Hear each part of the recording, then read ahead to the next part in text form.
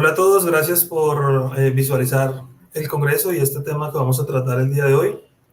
Mi nombre es Hugo Vázquez Rodríguez, soy médico oncólogo radioterápico del Hospital Federico Lleras Acosta en Ibagué, Colombia.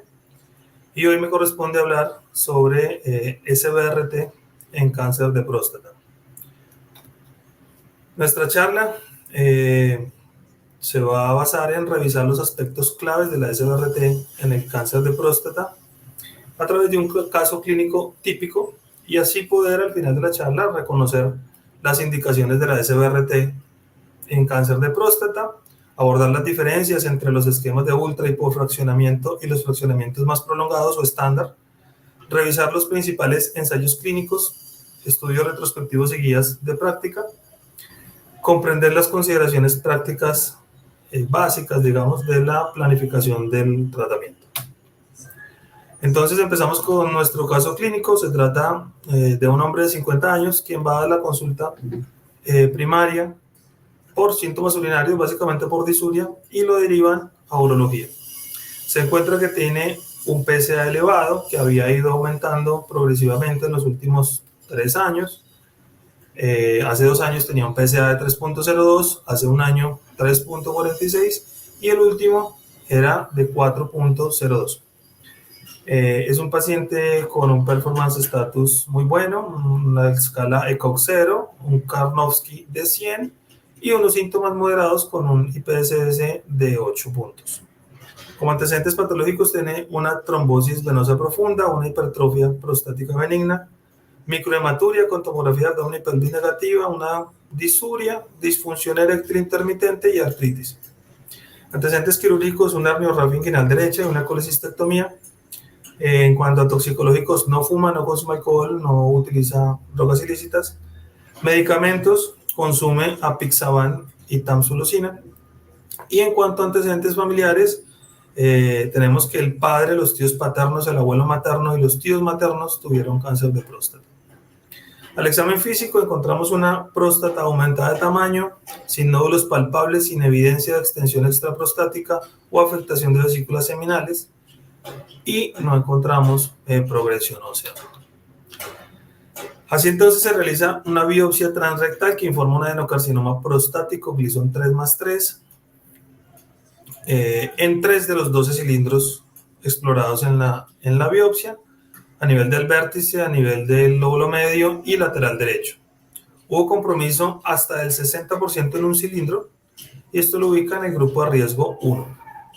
El paciente presenta un volumen prostático de 45 centímetros cúbicos y se clasifica como un T1C N0M0 según la AJCC octava edición dentro de un estadio 1.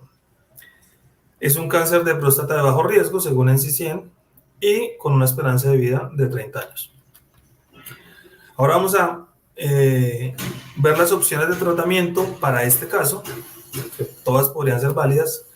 La primera sería el manejo expectante, la segunda podría ser una vigilancia activa, una prostatectomía radical dada la edad del paciente, los síntomas y la clasificación de riesgo, o hacer un tratamiento con radioterapia definitiva con o sin hormonoterapia.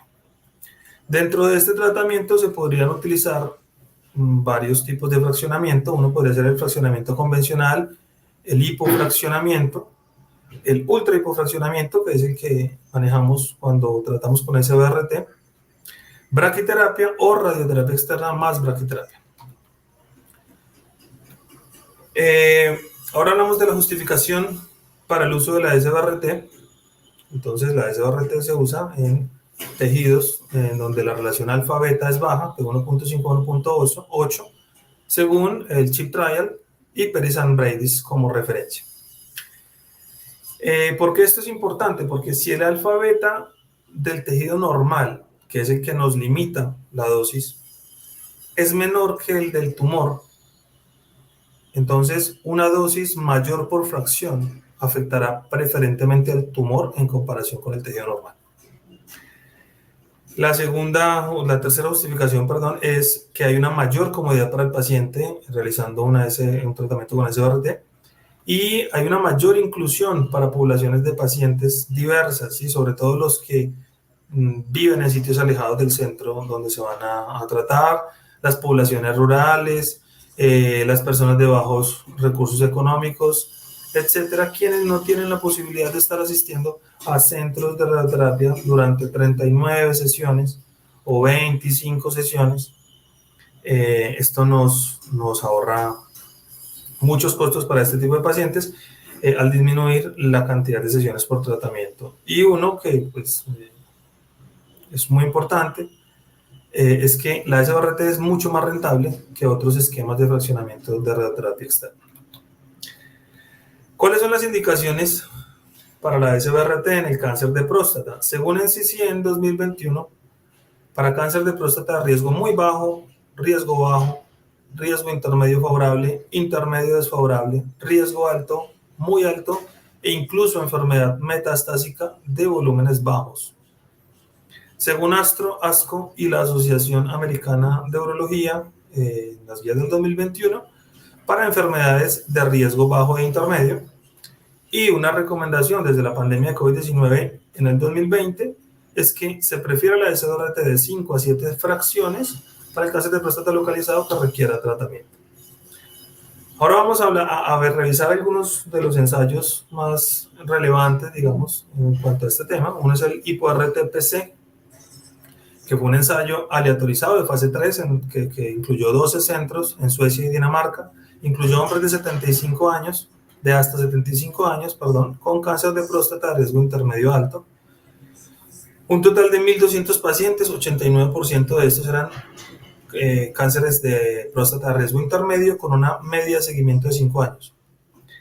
Se utilizó SBRT a una dosis de 42.7 Grays en 7 fracciones, comparado con un fraccionamiento convencional de 78 Grays en 39 fracciones sin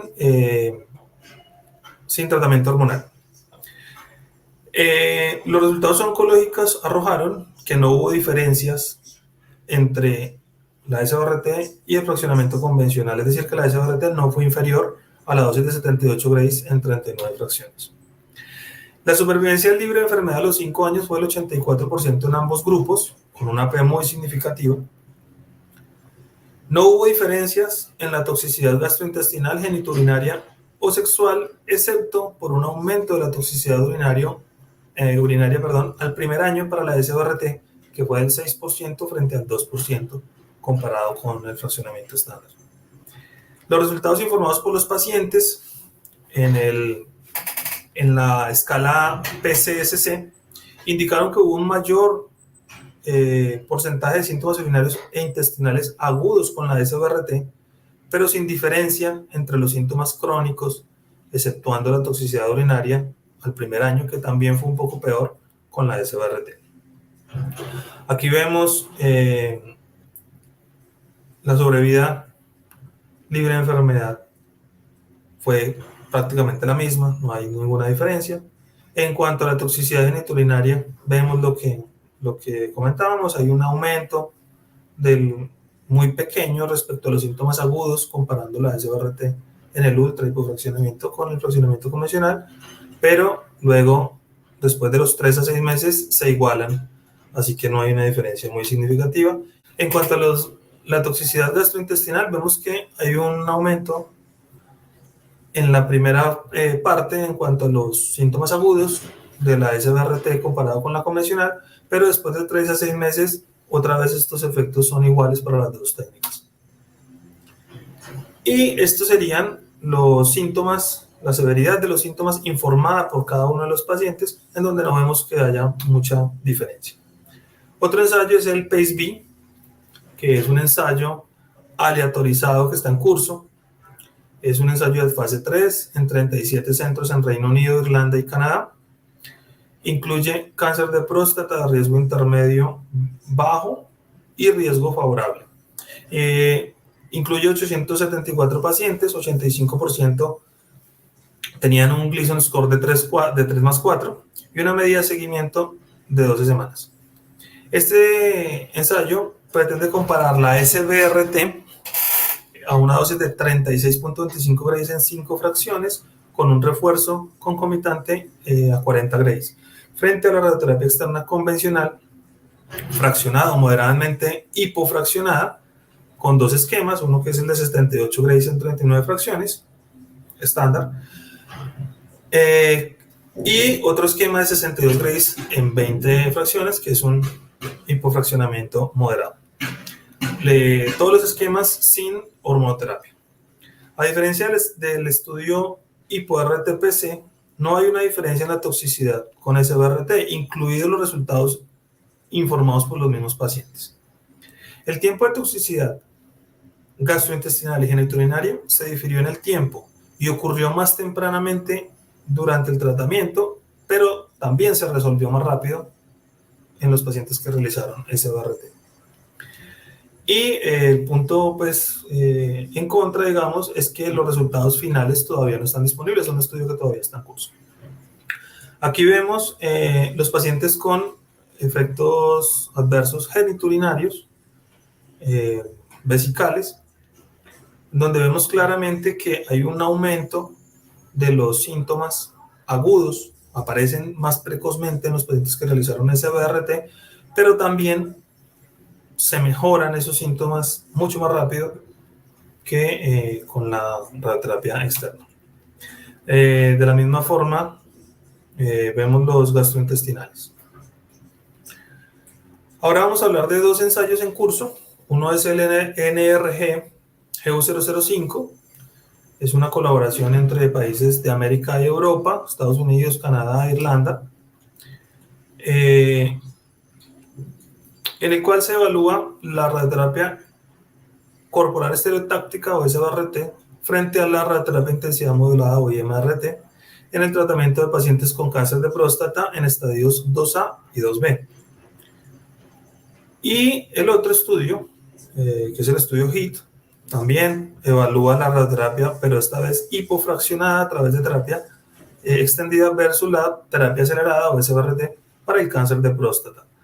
Se compara en este segundo estudio una dosis de 70.2 grays en 26 fracciones versus 36.25 grays en 5 fracciones, que es nuestra técnica SBRT. En este segundo estudio se incluyen las enfermedades de riesgo bajo e intermedio. Recordemos que en el anterior solamente riesgo intermedio.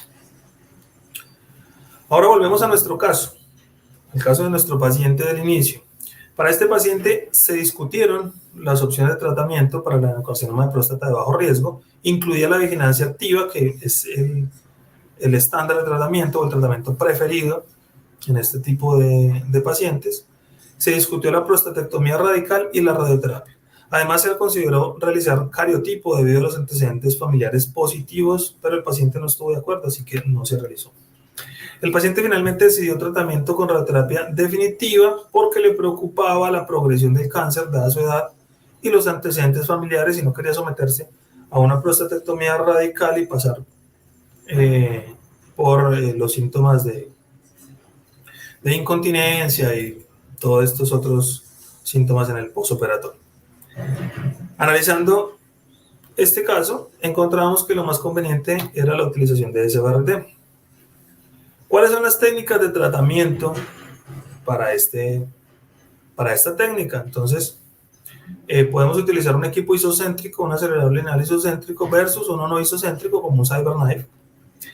Se pueden utilizar campos coplanares y no coplanares. Se puede utilizar un ángulo de gantry estático como un equipo de MRT versus el tratamiento por arco volumétrico o BIMAT.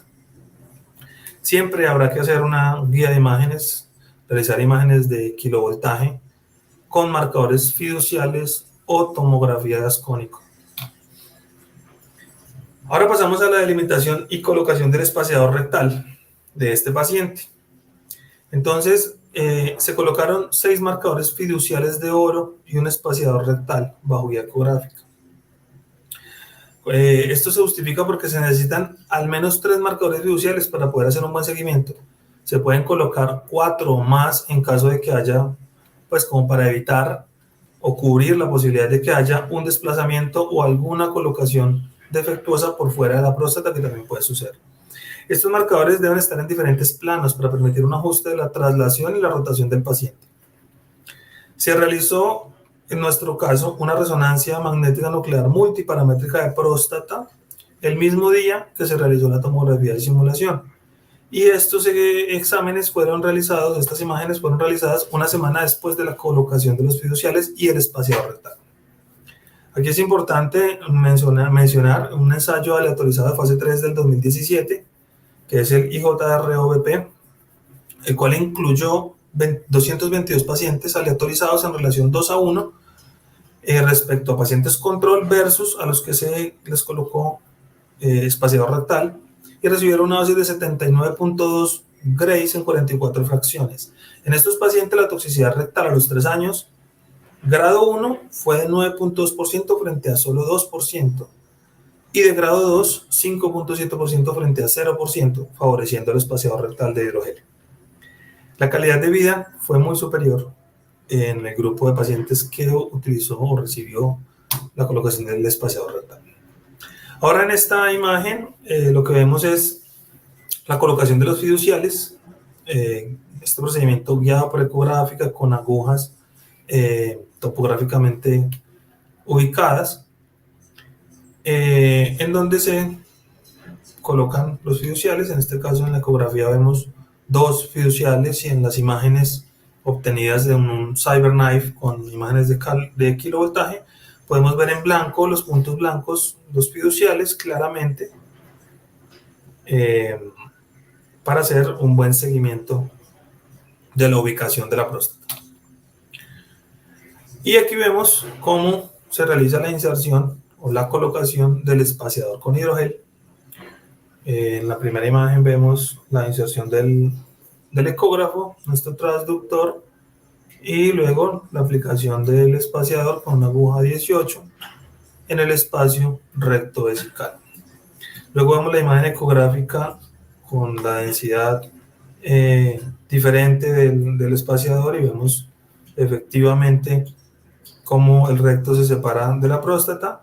A los 3 meses de posimplante aún se logra ver en imagen de resonancia nuestro espaciador, y a los 6 meses ya prácticamente es invisible, tiene una muy buena absorción posterior. Luego viene la parte de la planificación del tratamiento de nuestro paciente. Entonces el paciente se colocó en decúbito supino durante la tomografía de simulación con los brazos sobre el pecho. Se utilizó un sistema de inmovilización con backlog, vejiga llena y recto vacío. En el CTV se delimitó la próstata mediante una fusión de imágenes con resonancia magnética de la resonancia con la tomografía, especialmente utilizando la secuencia T2 de la resonancia. El PTV se delimitó como el CTV más 5 milímetros en todas las direcciones, exceptuando la parte posterior, en la cual se utilizó un margen de 3 milímetros. Se delimitaron los órganos de riesgo, se utilizó un equipo CyberKnife 6X, se obtuvieron imágenes de kilovoltaje para garantizar que los marcadores fiduciales estuvieran en la posición correcta para el tratamiento. El tratamiento lo administramos en días alternos, esto basado en indicaciones de ASCO, ASTRO y la Asociación Americana de Urología, quienes recomiendan que no se dé tratamientos diarios consecutivos cuando se utiliza SBRT, debido al posible aumento de la toxicidad urinaria y rectal tardía. La dosis que se utilizó fue de 3.625 centigrados en 5 fracciones, utilizando obviamente SBRT. Y en algunos casos se puede realizar un boost o un refuerzo concomitante hasta llegar a los 4.000 centigrados, basados en el ensayo PACE-B que ya revisamos anteriormente. En cuanto a la delimitación del tumor y los órganos de riesgo, la resonancia pélvica, especialmente en la secuencia T2, debe ser rutinaria para toda planificación de pacientes en los que queramos realizar SBRT, debido a que brinda una visualización superior de los tejidos blandos. Y se deben utilizar tanto la resonancia como la tomografía, fusionando las imágenes previo a la planificación.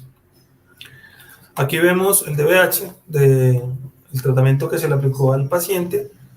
Vemos una excelente cobertura, un 98%, 99% de la dosis total, 3.625 centigrados, fue recibida por el GTB. Y el GTB tuvo un cubrimiento prácticamente del 99% de la dosis en el 99% de su volumen. Y vemos también que los órganos de riesgo tienen unas dosis muy bajas, ajustándonos a unos constraints muy estrictos, dando así una muy baja tasa de síntomas adversos para este paciente.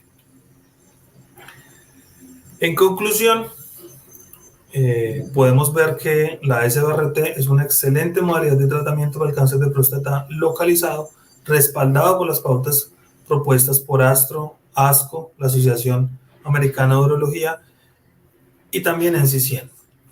El tiempo de seguimiento de estos pacientes y de los estudios que llevamos de SBRT es relativamente corto, sobre todo en los estudios prospectivos, y los pocos pacientes de alto riesgo incluidos en los ensayos limitan esta técnica a bajo riesgo y riesgo intermedio.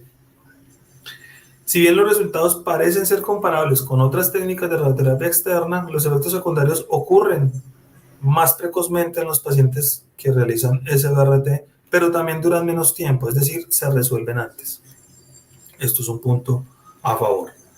Se necesita una selección muy cuidadosa de pacientes, ya lo decíamos, es preferible para pacientes de bajo riesgo con próstatas de volúmenes pequeños o medios, pacientes de preferencia jóvenes, menores de 75 años. Los avances tecnológicos de nuestra especialidad pues ha hecho que la SBRT cada vez sea una técnica más utilizada. Avances como la radioterapia guiada por imagen, como el espaciador rectal de hidrogel, que mejora en una gran medida los síntomas gastrointestinales y urinarios, la utilización de marcadores fiduciales y la radioterapia basada en resonancia, que debería ser el estándar actualmente para esta técnica. Y adicionalmente, esto ya sería para otra charla, la SBRT robótica. Estas son las referencias bibliográficas de la charla. Y bueno, eso era todo lo que quería contarles en este tiempo, que es un poco reducido. Muchas gracias por la asistencia y por la atención. Quedo a disposición de todos. Que estén muy bien.